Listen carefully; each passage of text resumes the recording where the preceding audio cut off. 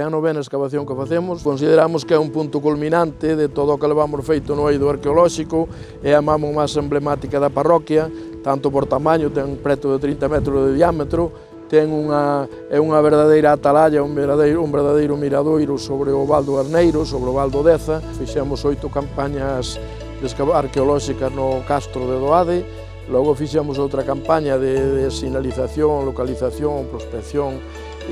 catalogación e limpeza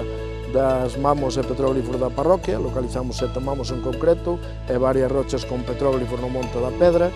e con eses elementos prehistóricos, xunto co castro, a réplica da Casa Castrexa que hai no museo e a sala de arqueoloxía do museo, onde están depositados os propios restos do castro e das mámoas, pois fixemos o que se chama a ruta da prehistoria de Doade.